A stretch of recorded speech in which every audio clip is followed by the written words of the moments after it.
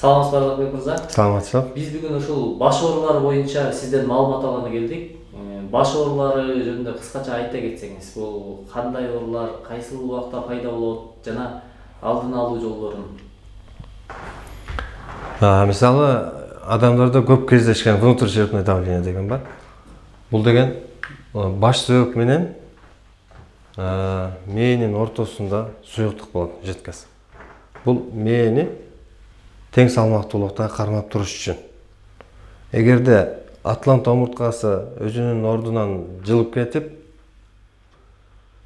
турган болсо, жанагы мээни айлана турган суюктукту басымын нормадан жогорулатып, ушуну внутричерепное давление дейт.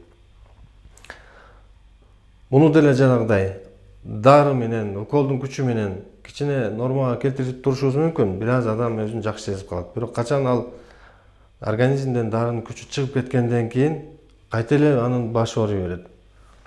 Муну биз кыргызча шакый оорусу дейбиз. Көбүнчө бул адамдар кызыл чайды кызыл кылып ичет, ошондо бир аз басылган сыяктуу болот. Же күндүзү бир маал уктап турса кичине басылгандай болот.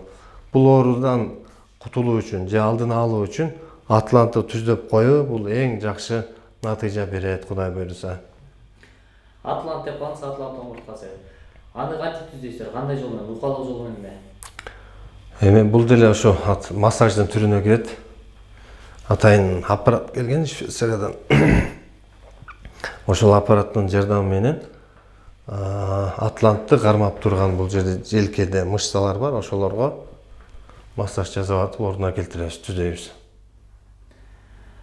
Ушул баш оорусу менен сизге кайрылып, анан кийин жакшы жыйынтык чыгып, ыраазычылыгын айткан кадырларыңыз көп эле болсо керек. Көп, аябай эле көп, Кудайга шүгүр. Мисалы, муну медицинада кандай жол менен дарылайт, анан сиздер кандай жол менен дарылайсыздар бул баш ооруна дагы? Мисалы, дары айтып атасыз, чай деп атасыз.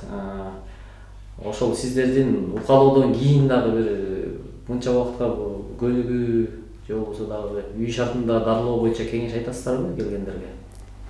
Эми баш ооруда түрдүү болот да, мисалы моюн омурткада гыржа пайда болуп калышы мүмкүн. Эгерде гыржа пайда болсо, бунун айыгышы кичине кечирээк болот моюнда.